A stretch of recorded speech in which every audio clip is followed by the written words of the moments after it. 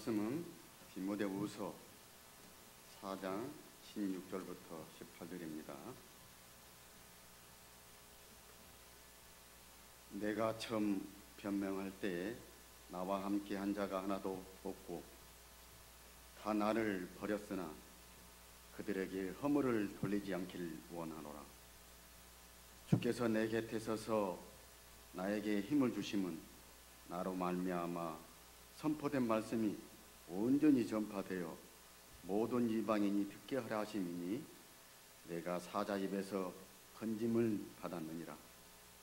주께서 나를 모든 악한 일에서 건져내시고 또 그 천국에 들어가도록 구원하시리니 그에게 영광이 세세 무궁토록 있을지어다. 아멘. 그 선한 능력으로 다시 일어서는 우리 남신도회가 또 우리 교회가 한국교회가 되어줄 수 있기를 주님 이름으로 축원드립니다. 오늘날 시대에 남자로 산다는 것이 어떤 의미인가? 참 옛날에는 남자로서 살기 좋았잖아요. 그죠? 정말 살기 좋은 시대가 옛날 남자들이었는데 기성세대에 살아온 우리 어르신들 그 유교 전통에 의해서 남자 중심의 사회에서 살았단 말이에요. 대접받았죠, 그죠? 가장 좋은 음식도 남자에게. 남자가 뭘 하든 간섭받지 않고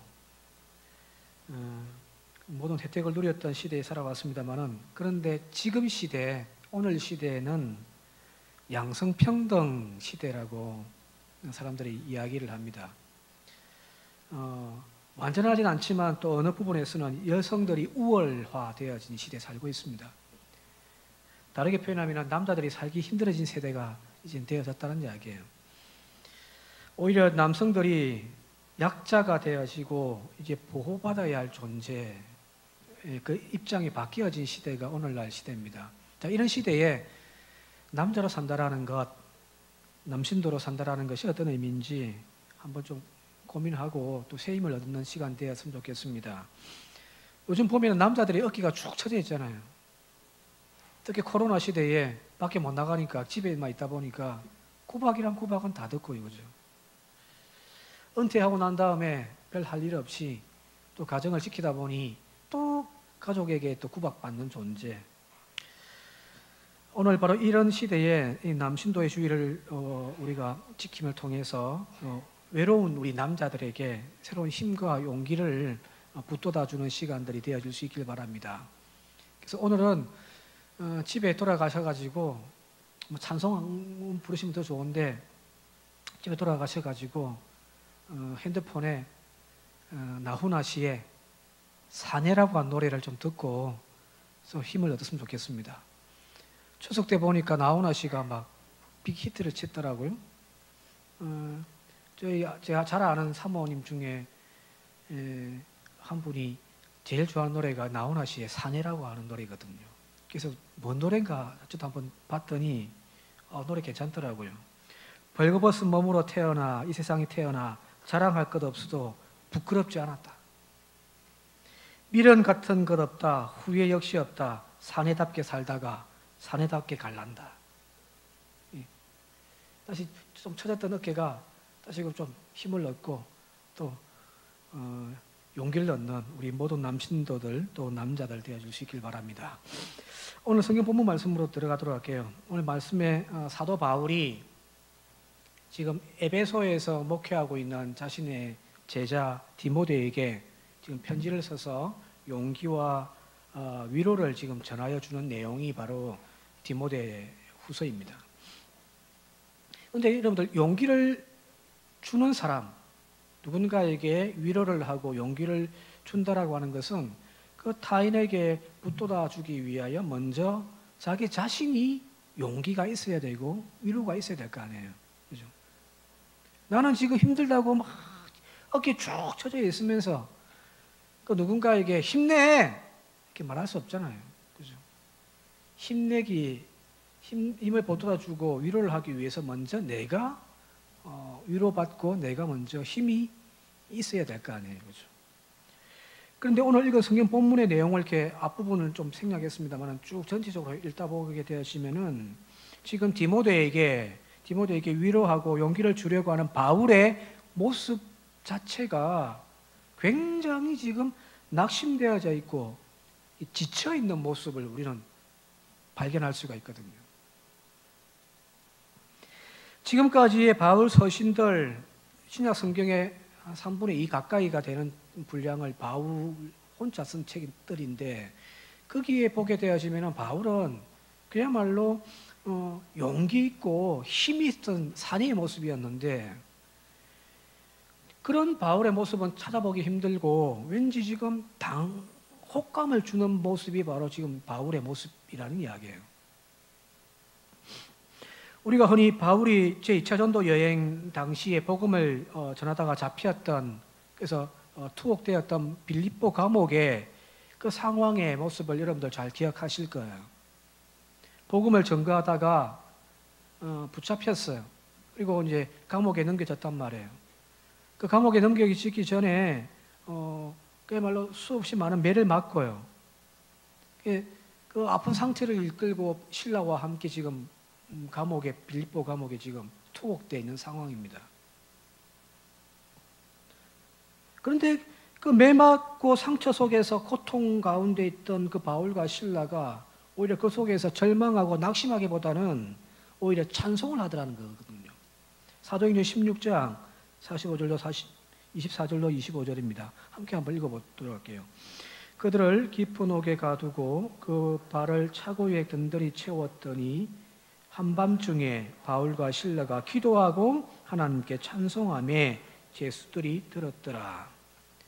여기 지금 매 맞고 감옥에 가둬져 있는 바울의 모습은 절망, 낙심, 불평 그런 모습은 찾아볼 수 없죠. 오히려 그 속에서 뜨겁게 기도하고 찬송하더란 거예요. 그러니까 그 절망의 감옥의 상황을, 환경을 이 찬송과 기도로 완전 바꿔놓고 있잖아요. 그죠? 이런 바울의 걸기와 당당함, 그것은 한순간의 모습은 아니었단 말이에요. 3차 전도 여행을 다 마치고 이제 예루살렘으로 올라가는 길에 에베소 교인들이 이제 환송하러 나와서 그들과 만나 지금 하는 그 광경도 사도행전에 나와 있는데 지금 이 길로 올라가면 예루살렘에 당신을 위한 고난의 시간들이 지금 준비되어 있다고 하는데 바울 선생님이요 올라가지 마십시오 하면서 눈물로 지금 에베소 교인들이 바울의 발목을 잡고 있단 말이에요. 그때 바울이 한 말입니다. 사도행전 20장 24절입니다. 계속해서 함께 읽겠습니다. 내가 달려갈 길과 주 예수께 받은 사명 곧 하나님의 은혜의 복음을 증언하는 일을 마치려 하면은 나의 생명조차 조금도 귀한 것으로 여기지 아니하노라. 선생님 올라가지 마십시오 막 눈물 짜면서 간청하는 그들 향하여 내가 주님께 받은 사명 감당하기 위해서는 내가 조금도 죽음을 두려워하지 않는다. 내가 가는 이 길 그 어떤 것으로도 막을 수 없다. 나는 올라가겠노라. 이렇게 지금 당당하게 이야기하는 것이 지금 바울이잖아요. 그렇죠? 세상에서 제일 무서운 사람이 어떤 사람인가요? 힘 있는 사람? 권력 가진 사람? 아니에요. 죽을 각오하고 덤비는 사람이잖아요. 그죠? 죽을 각오하고 덤비는 사람, 그 사람이 가장 무섭단 말이에요. 왜요? 살생결단하고 덤비기 때문이거든요. 물불을 안 가리잖아요. 이순신 장군이 12척 남은 조선 수군의 배를 가지고 133척의 그 일본의 수군과 싸워서 이겼던 명랑대첩, 그죠? 이 전쟁에 나가기 직전에 이순신 장군이 했던 유명한 말이 있잖아요. 사즉 필생. 죽고자 하면 살고, 살고자 하면 죽는단 말이에요. 그죠? 그 각오로 나가서 싸웠더니 말이 안 되는 승리를 이루었단 말이에요. 죽기를 각오한 사람에게는 무서운 게 없단 말이거든요. 여기 지금 비추어져 있는 바울의 모습, 두려움이나 절망감 찾아볼 수 없잖아요. 그죠? 강했단 말이에요. 부러질지언정 타협하지 못했던 그런 성향을 가지고 있었던 인물이 바로 이 바울이었단 말이에요. 여기 지금 사도행전부터 시작해서 바울의 여러 서신들에서 쭉 나와 있습니다. 그런데 오늘 이거 성경 본문의 바울은 달라요. 세월 앞에 장사 없다고 그 젊었던 시절에 바울이 이제 나이가 들어가지고 늙었어요. 대략 한 65세 중반 이후의 나이였단 말이에요. 이제 마지막 시점이니까. 본문에 로마 감옥에 갇혀 수감 중인 이 바울의 나이가 한 60대 중반이고요.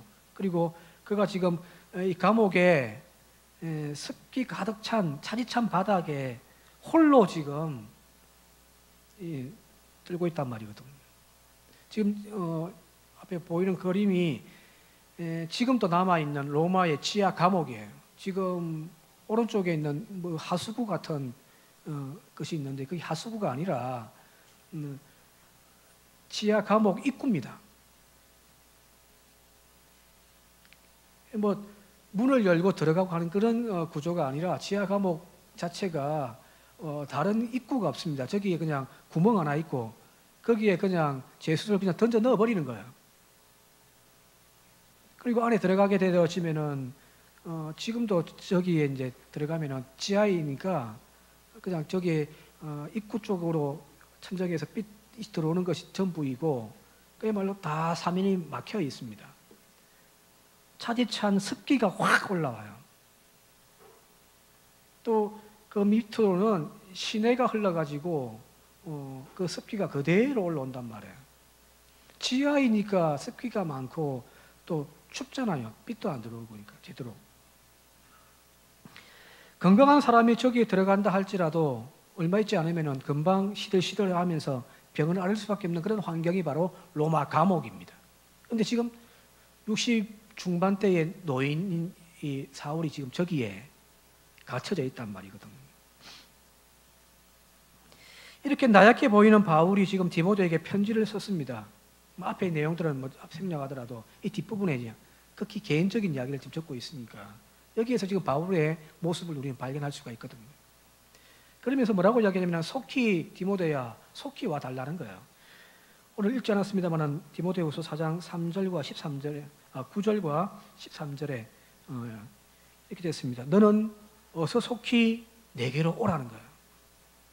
에베소에서 목회하고 있는 디모데에게 디모데야 속히 나에게 좀 와달라. 그리고 13절에 네가 올 때에 들어와 가보의 집에 내가 두고 온 나의 겉옷을 가지고 오고 또 책은 특별히 가죽 종이에 써놓은 그 책을 좀 가지고 와달라는 거예요. 지금 바울이 이 편지를 쓰고 있는 시점이 대략 한 겨울이 오기 직전에 지금 무리쯤 될 거예요. 그죠? 늦가을? 아침 저녁으로 찬바람이 부는 그런 어떤 시간에서 편지를 적었다고 한다면은 날씨가 지금 살살해지고 한기가 막 온몸으로 스쳐 들어온단 말이에요. 그죠? 저도 요즘에 새벽기도 마치고 집에 들어갈 때 춥단 말이에요. 그래서 이제 전기장판 켜놓고 막 이렇게 있어도 막 몸에 한기가 들 때가 있는데 이 지하 감옥에서 습기 가득한 이곳에서 지금 바울이 생활을 하고 있다고 한번 상상을 해 보시라는 거예요. 추워요, 그죠? 따뜻한 옷이 필요하단 말이에요. 자, 그런데 왜 지금 로마에서부터 디모데가 지금 목회하고 있는 에베소까지는 대략 직선 거리도 한 2,000km가 조금 못 되는 거리거든요. 직선 거리로. 이 거리를 그냥 막 구불구불 가기도 해야 되고 배를 타고 가기도 해야 되니까 먼 거리란 말이에요. 제가 지금 뭔가 필요해서 목양실에서 사택에 전화해서 옷 좀 가지고 하면은 금방 오지만 이 거리가 2,000km가 넘는단 말이에요. 그 2,000km가 넘는 거리에 있는 디모데에게 어서 속히 오라. 올 때에 내 겉옷 좀 가지고 오라는 거예요. 왜 그랬을까요? 그 이유가 여기 디모데 후서 4장 16절에 잘 나와 있습니다. 디모데후서 4장 16절 함께 읽어보겠습니다. 시작. 내가 처음 변명할 때에 나와 함께한 자가 하나도 없고 다 나를 버렸으나 그들에게 허물을 돌리지 않기를 원하노라. 지금 지하 감옥에 있어요. 날씨도 싸늘해지고요. 추워요. 누가 겉옷 좀 하나 갖다 줬으면 좋겠는데 지금 자기 주변에 아무도 없다는 이야기예요. 그러니까 쫙 2,000km나 떨어져 있는 그 먼 거리에 디모데에게 속히 좀 나에게 와달라. 올 때에 내가 두고 온 그 겉옷 좀 가지고 와달라는 이야기잖아요. 이 바울이 처음 로마에 도착했을 때가 지금 이 이야기가 전개되고 있는 시점으로부터 한 대략 7년 전의 이야기입니다. 예루살렘에서 붙잡혀가지고 법정에서 재판을 받고 있다가 이 바울이 나는 로마 시민이니까 나는 로마에 가서 황제에게 재판받겠다고 항소를 했단 말이에요. 그래서 어쩔 수 없이 이제 바울을 로마로 이제 이송해 왔단 말이에요. 그게 바로 AD 한 60년쯤에 한 3월 달쯤 되었다고 합니다.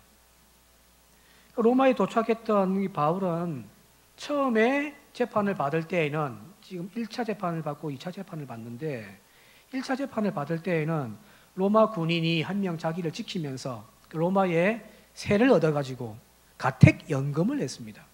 감옥으로 간 것이 아니라 어느 정도 이제 로마 시민권을 가지고 있으니까 혜택을 준 거죠, 그죠? 또 황제 재판 받으니까 무죄 원칙에 의해서 먼저 어느 정도 좀 인정을 해줬단 말이에요. 그래서 집에서 지내면서 좀 자유의 몸이었단 말이에요. 밖으로 나가지 못하지만 많은 사람들이 그냥 자유롭게 찾아올 수도 있었을 거예요. 그리고 그들 만나서 후원도 받기도 하고 많은 어떤 필요한 것들을 제공받기도 했단 말이에요. 그리고 또 만난 사람들에게 복음을 전가하기도 하고 어느 정도 좀 자유를 누렸던 것이 1차 재판이었습니다. 그때 많은 사람들이 바울을 찾아왔어요. 왜요? 적어도 이 로마 제국의 대부분의 교회들의 바울이라는 이름은 이미 다 알려져 있으니까요. 바울이 로마에 왔다고 하니까 사람들이 찾아오는 거죠. 그죠? 복음을 듣기도 하고 가르침을 받기도 원하고 또 친분을 쌓고자 하는 사람들도 많이 찾아왔습니다. 그러나 지금 이제 7년이 지나온 이후에 이 1차 재판에서는 어느 정도 이제 재판이 잘 진행되어져 가지고 나중에 풀려납니다. 그래서 다시금 디모데와 함께 복음을 전가로 돌아다니기도 하고 했단 말이에요. 그러다가 다시금 7년이 지난 이후에 지금 다시 붙잡힌 거예요. 복음을 전가하다가. 이게 이제 2차 투옥입니다. 이 2차 투옥 때 로마 감옥, 지금 이야기했던 지하 감옥에 이제 가두어진 거죠.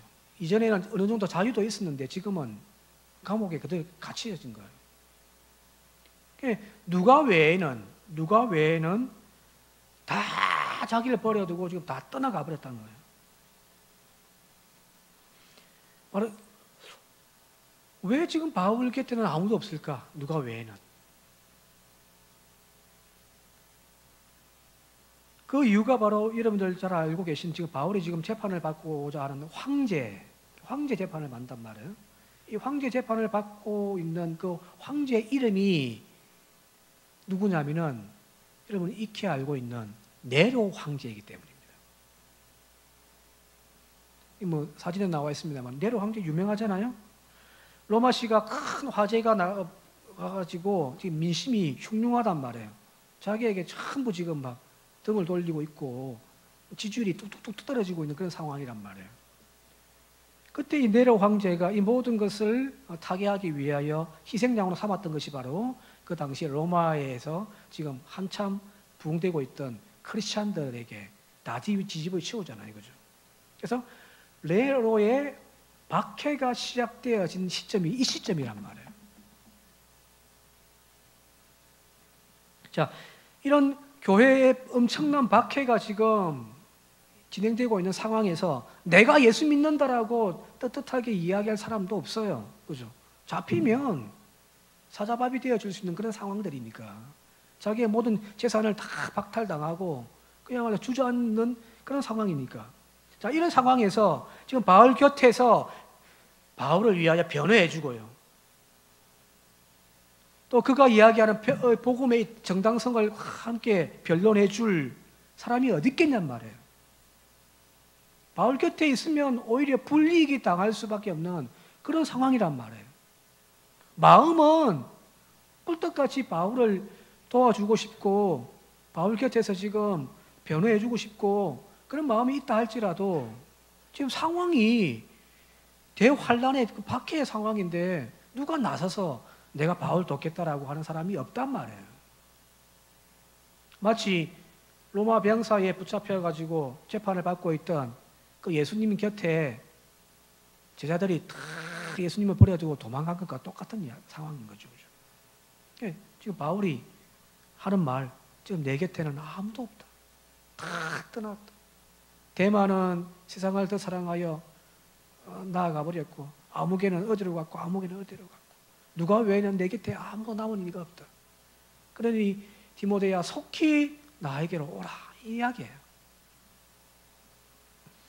자, 이런 바울의 모습을 보고 있자니 일평생 주님 위하여 이렇게 쓰고 수고하며 평생을 주님 위하여 목숨 걸고 아끼지 아니하고 달려왔던 이 하나님의 사람을 하나님께서 이렇게 내버려 두셔도 되는 건가? 참 회의감이 안 느껴집니까?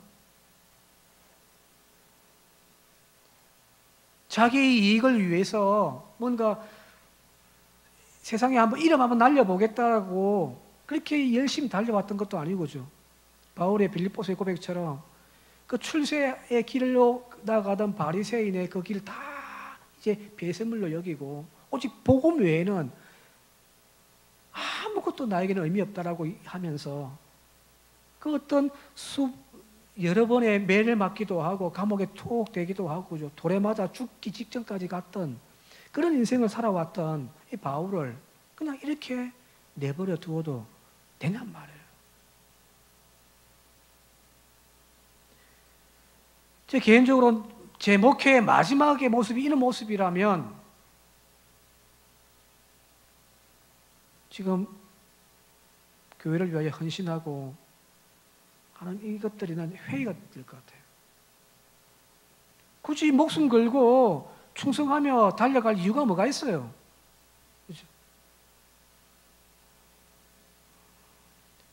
남들처럼 조금 더 내 것 좀 챙기고 죽으라 목회하기보다는 그냥 적당히 목회하면서 나중에 은퇴 후 이후에 좀 더 안정적이고 평안한 삶을 준비하며 살지 않을까요? 지금 바울의 모습이 내 모습의 마지막이라면 굳이 왜 그렇게 아둥바둥 죽을 것처럼 하냔 말이에요. 자, 여러분 같으면 한번 물어볼게요. 이런 인생길을 걸어가시겠습니까? 굳이 이 길을 선택하시겠냔 말이에요.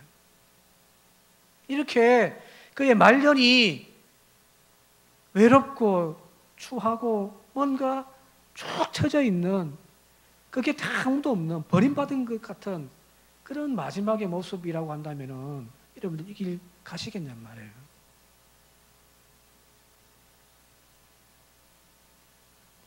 그러나 이렇게 넓고 나약해져 버림받은 상황 속에서 처해 있는 이 바울, 자기 자신의 믿음이 흔들려져 버리고 지난 세월 주님 위하여 복음 위하여 헌신했던 그렇게 살아왔던 그 삶을 회의를 느끼고 하나님을 향하여 불평하면서 내 인생 돌려달라고 막 그렇게 했을까요?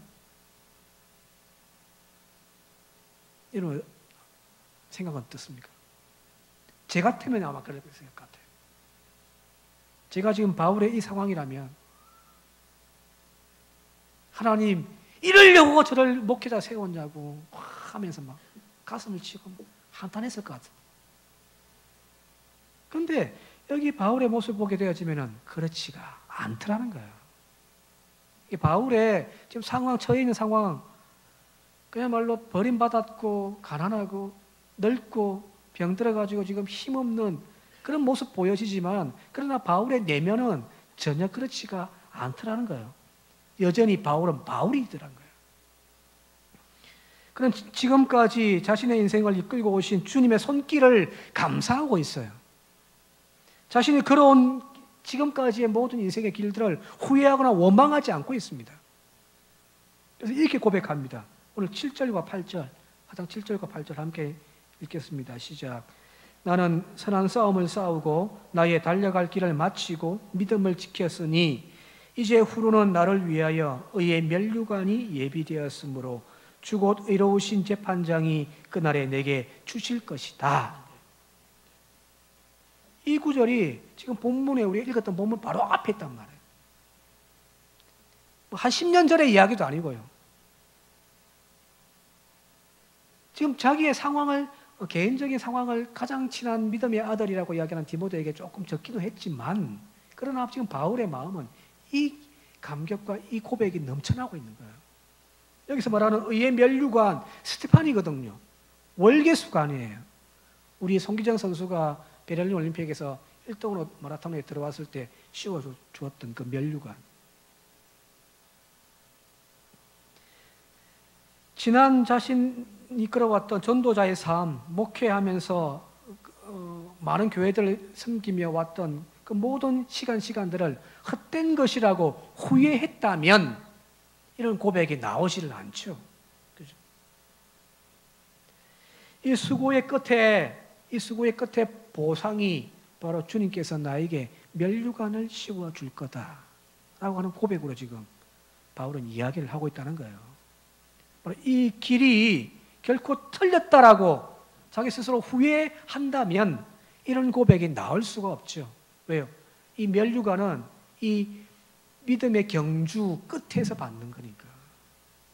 자기가 지금 달려온 이 길이 틀렸다라고 한다면 면류관을 예비되어 있다라고 이야기하지 않을 거 아니에요. 그렇죠?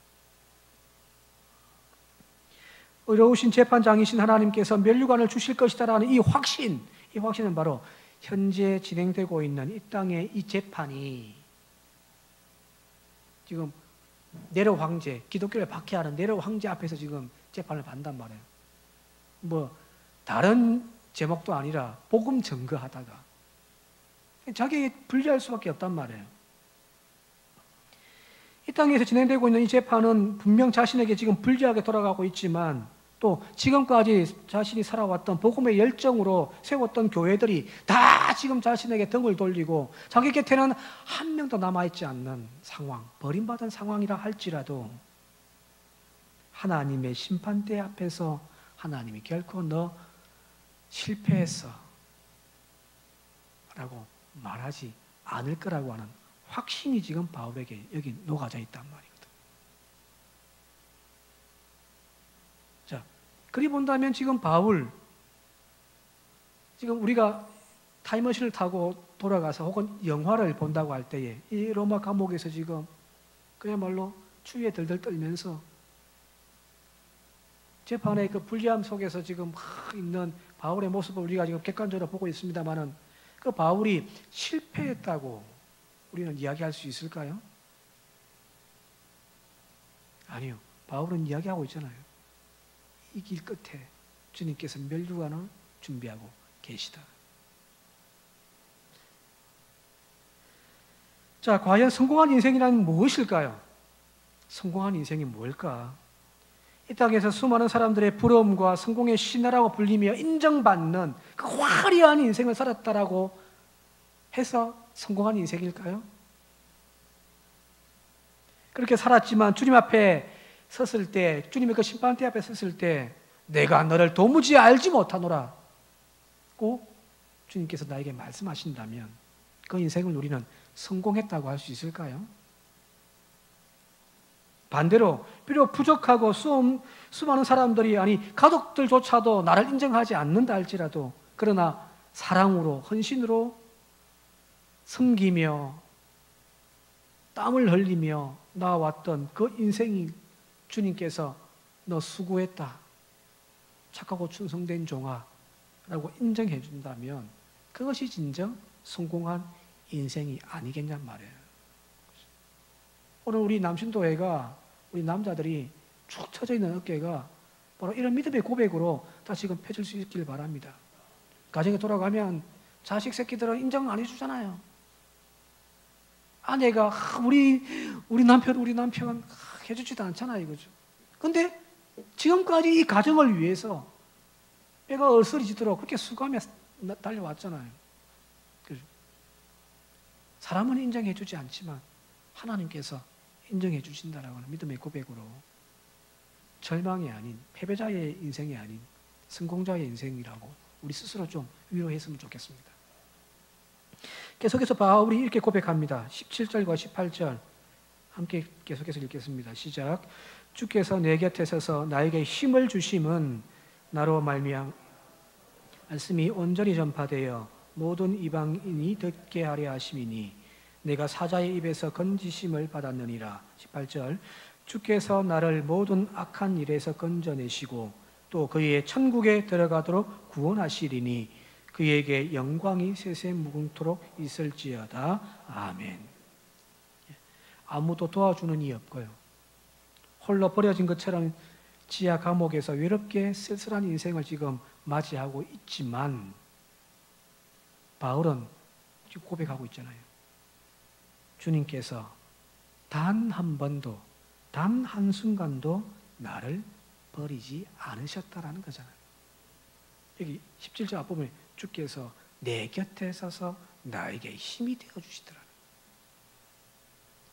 그 믿었던 데마도 아무개도 다 나를 버리고 떠났지만 주님은 항상 내 곁에 서서 나에게 힘이 되어주셨다는 것.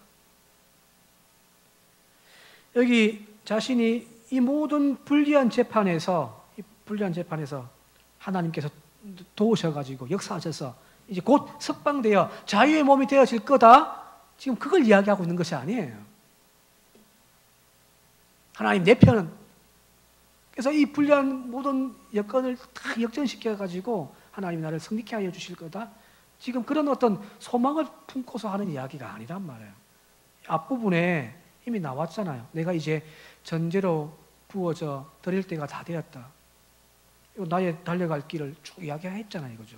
그건 무슨 말이냐면 지금 바울은 이 재판이 자기에게 불리하게 적용되어지고 자기가 이제 곧 죽임을 당할 거다라고 하는 사실을 직감하고 있습니다. 내 인생이 여기서 끝난다라고 알고 있단 말이에요. 그러면서 이걸 수용하고 있는 거예요.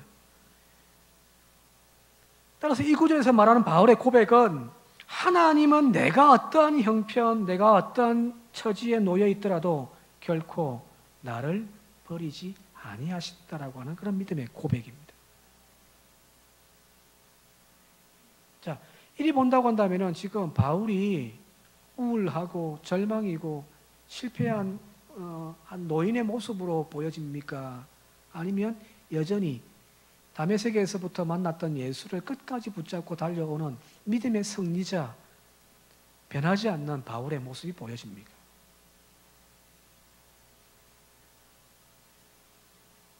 바울은 변하지 않았습니다. 여전히 그런 하나님을 굳게 붙잡고 있다는 이야기거든요. 복음성가 중에 주와 함께라면 하는 찬송이 있습니다. 옛날에 전도사 시절에 이 노래를 이제 하여 기도회 때 막 부르면 어떤 권사님 한 분이 나오셔가지고 전도사님 앞으로 이 노래 안 부르게요. 왜? 저 노래에 보면은 주와 함께라면 가난해도 좋아. 2절에는 병들 얻어 좋아. 그런 노래가 있거든요. 가사가. 저는 그거 싫어요.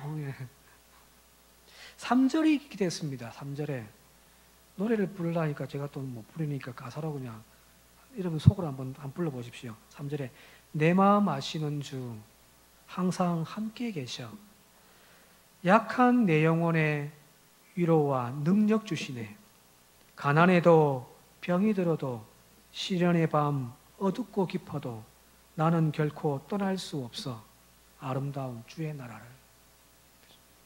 지금 바울이 가난해졌고 병들었고 모든 사람 다 떠날 정도로 외면할 정도로 지금 극한 위기의 상황에 놓여 있다 할지라도 주님은 나를 외면하지 않았단 말이에요. 그러면서 바울이 고백하는 거죠. 나도 주님 모른 척하지 않겠습니다. 오늘 여러모로 힘든 이 상황 속에서 우리도 이런 고백을 할 수 있기를 바랍니다. 마지막 시 하나만 하고 이제 말씀 마치도록 할게요. 먼저 잘 아시는 청산병의 귀천이라는 시입니다. 함께 우리 한번 읽어볼게요. 귀천 시작. 나 하늘로 돌아가리라. 새벽볕 와닿으면 쓰러지는 이슬 더불어 손에 손잡고 나 하늘로 돌아가리라. 노을빛 함께 단둘이서 기슭에서 놀다가 구름 손짓하면은 나 하늘로 돌아가리라. 아름다운 이 세상 소풍 끝나는 날 가서 아름다웠더라고 말하리라. 천상병 시인, 그죠? 서울대까지 나왔고 독일까지 유학 갔다 온 천재적인 시인인데, 간첩으로 이렇게 내몰려가지고 심한 고문을 받아가지고 후유증으로 그 머리 똑똑했던 이 사람이 나중에는 막 거의 막 술에 취해 살거든. 그의 말년을 사람들은 화려했다, 아름다웠다라고 이야기를 하지 않는단 말이에요. 그럼에도 불구하고 그가 고백하기를 이 세상 끝나는 날 가서 내가 아름다웠더라고 말하리라. 이 시 읽을 때마다 바울의 심정이 이러하지 않았을까 생각되었습니다. 아름다웠다는 거죠. 오늘 우리를 절망케 하는 많은 것들이 있지만 우리도 하나님 품으로 돌아갈 그날 참 세상 아름답게 살다 왔다. 참 아름다웠더라. 행복했다라고 이야기할 수 있는 그런 저와 여러분들이 되어줄 수 있길 바랍니다. 주님이 함께 하십니다. 비록 내 삶의 현장이 로마 감옥 같은 그 춥고 배고프고 암울한 현실일지라도 주님이 나와 함께 하신다는 사실을 다시 고백하면서 오늘도 움츠렸던 어깨 펴고 당당하게 믿음의 길 걸어가는 우리 모두가 되시기를 주님의 이름으로 축원드립니다. 함께 기도드립니다.